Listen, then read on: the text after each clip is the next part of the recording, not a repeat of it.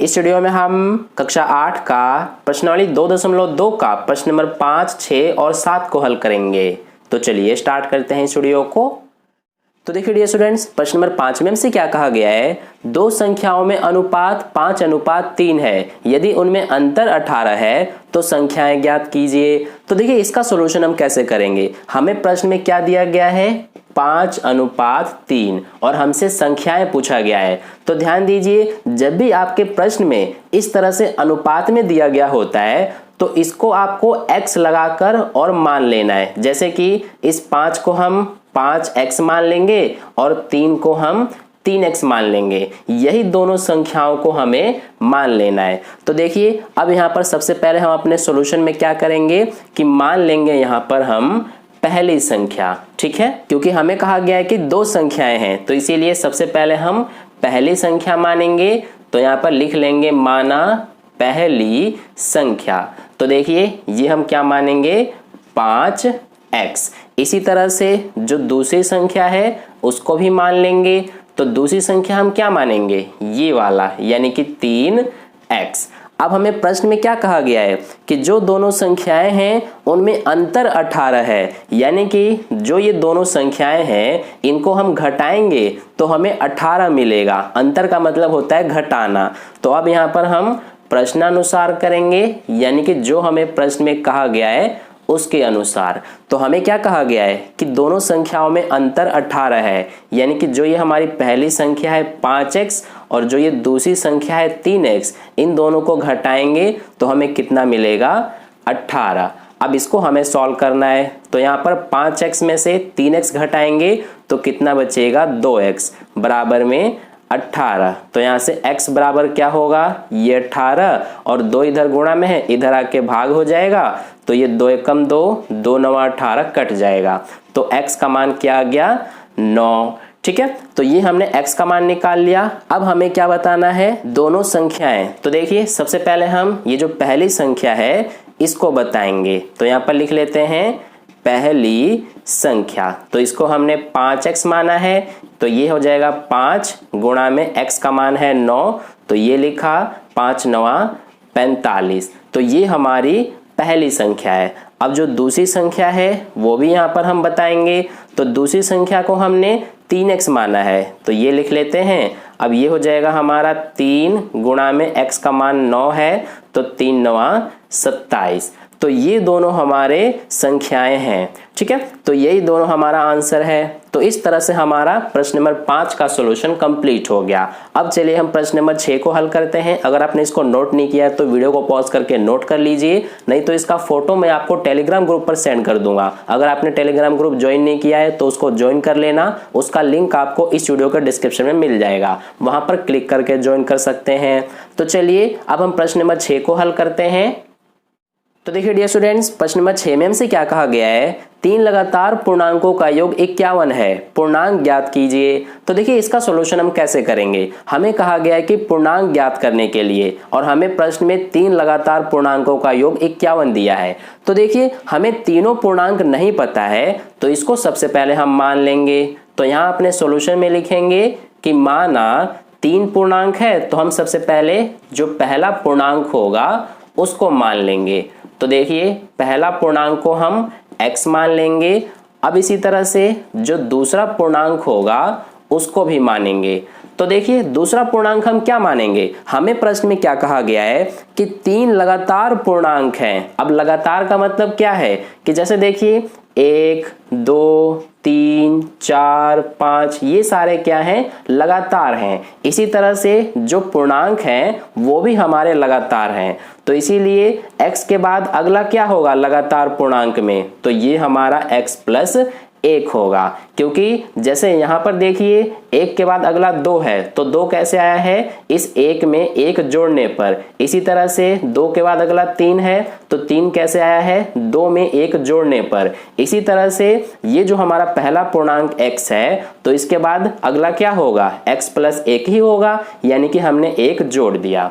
ठीक है, तो ये हमारा दूसरा पूर्णांक हो गया। अब यहाँ पर हम जो तीसरा पूर्णांक है वो भी लिखेंगे। तो तीसरा पूर्णांक क्या होगा, इसके बाद लगातार बोला गया है, तो इसके बाद अगला क्या होगा, x प्लस 2, यानी इसमें हमने 1 जोड़ दिया। तो ये हमारे तीनों लगातार पूर्णांक हमने मान लिया। अब यहाँ पर हम करेंगे प्रश्नानुसार, यानी कि जो हमें प्रश्न में कहा गया है उसके अनुसार। तो हमें क्या कहा गया है कि तीनों जो लगातार पूर्णांक हैं इनका योग 51 है, यानी कि इन तीनों को जब हम जोड़ेंगे तो हमें 51 मिलेगा। तो इनको जोड़ लेते हैं। x प्लस में ये दूसरा है x प्लस 1, प्लस में तीसरा है हमारा x प्लस 2। तो इन सबको जोड़ने पर 51 मिलता है। अब देखिए x plus x plus x, x कितनी बार है? 3 बार। तो ये हो जाएगा 3x प्लस में 1 प्लस 2, तो ये 3 हो गया, बराबर में 51। अब ये 3x बराबर में ये 51 और ये प्लस के 3 को इधर भेजेंगे तो -3 हो जाएगा।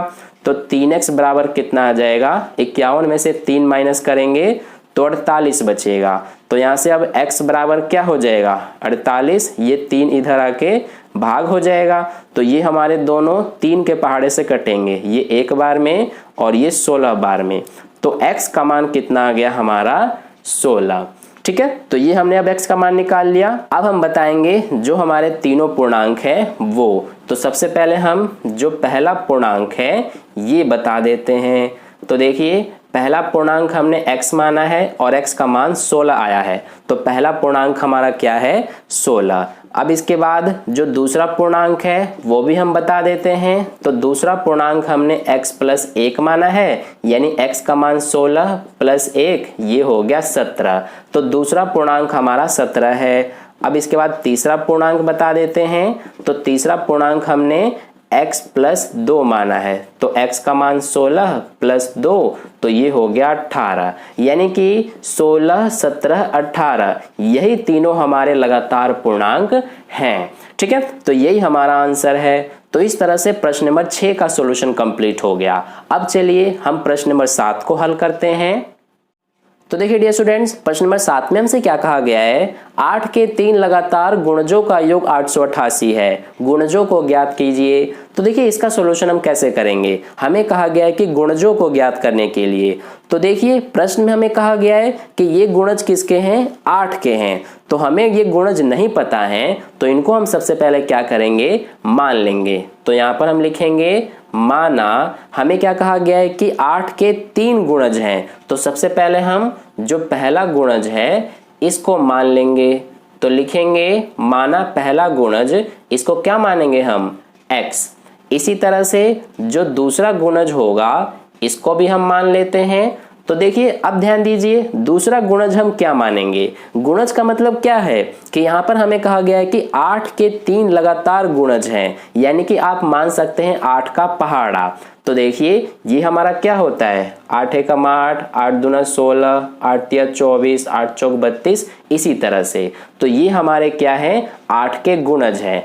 अब ध्यान दीजिए, हमने यहाँ पर पहला गुणज x माना है, तो दूसरा गुणज क्या होगा? देखिए यहाँ पर पहला गुणज अगर 8 है तो दूसरा गुणज यहाँ पर 16 है। अब ये 16 कैसे आया है? हमने इस 8 में 8 जोड़ दिया। इसी तरह से ये अगला 24 कैसे आया है? हमने 16 में 8 जोड़ा है। फिर ये 32 कैसे आया? 24 में 8 जोड़ने पर। यानी कि जो अगला गुणज आ रहा है वो पिछले वाले में 8 जोड़ने पर आ रहा है। इसी तरह से यहाँ पर हमारा पहला गुणज अगर x है तो दूसरा गुणज क्या होगा? ये हम कैसे बताएंगे? इस पहले वाले में यानी x में 8 जोड़ देंगे। तो ये हमारा हो गया दूसरा गुणज। अब इसी तरह से अब आप तीसरा गुणज बता सकते हैं। तो तीसरा गुणज क्या होगा? हम इस दूसरे वाले में 8 जोड़ देंगे, यानी x प्लस 16 होगा। ठीक है, तो ये हमने तीनों गुणजों को मान लिया। अब यहाँ पर हम करेंगे प्रश्नानुसार। तो देखिए प्रश्नानुसार हमें क्या कहा गया है कि जो ये 8 के तीनों लगातार गुणज हैं इनका योग हमें 888 दिया है, यानी इन तीनों को जोड़ने पर हमें 888 प्राप्त होता है। तो देखिए जोड़ लेते हैं। सबसे पहला है x, फिर इसमें जोड़ेंगे हम x प्लस 8 यानी ये दूसरा, फिर इसमें जोड़ेंगे x प्लस 16 यानी ये तीसरा। तो इन सब का योग कितना है? 888। अब यहाँ से देखिए x प्लस x कितना हो गया?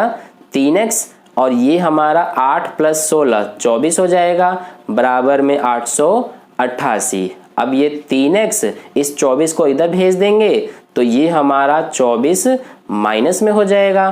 तो 3x बराबर कितना आ जाएगा, 888 में से 24 माइनस करेंगे, 8 में से 4 माइनस किया 4, 8 में से 2 माइनस करेंगे तो 6 और ये 8 का 8 आ जाएगा, यानी 864 आ रहा है। अब इस 3 को इधर भेज देंगे तो इधर x बचेगा, ये हमारा 864, ये 3 इधर आके भाग हो जाएगा।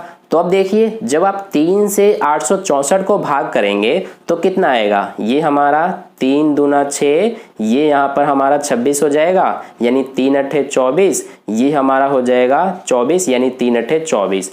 तो x का मान कितना आ रहा है, 288। अगर आपको ये समझ में नहीं आया कि मैंने कैसे किया तो आप डायरेक्ट 3 से इसको भाग कर देना, आपका आंसर यही आएगा। तो ये हमारा x का मान आ गया 288। अब यहाँ पर हम बताएंगे कि 8 के तीनों गुणज क्या क्या हैं। तो देखिए सबसे पहले हम पहला गुणज बताएंगे। तो पहला गुणज हमने x माना है और x का मान 288 आया है, यानी पहला गुणज हमारा ये हो गया। अब इसके बाद जो दूसरा गुणज है ये हमने माना है x प्लस 8। तो यहाँ से x का मान है 288 प्लस में ये 8, तो इनको जोड़ेंगे तो क्या आ जाएगा, ये 8 और 8 16 हो गया, 8 और 1 9 और ये 2 का 2 आ गया। तो ये हमारा 296 हो गया दूसरा गुणज। अब तीसरा गुणज भी बताएंगे। तो तीसरा गुणज हमने x प्लस 16 माना है, यानी x का मान 288 प्लस में ये हमारा 16, तो ये कितना हो जाएगा, 8 और 6 14 का 4, 8 और 1 9, 9 और 1 10, 2 और 1 3। तो ये हमारे तीनों 8 के लगातार गुणज हैं, यानी यही तीनों हमारे आंसर है।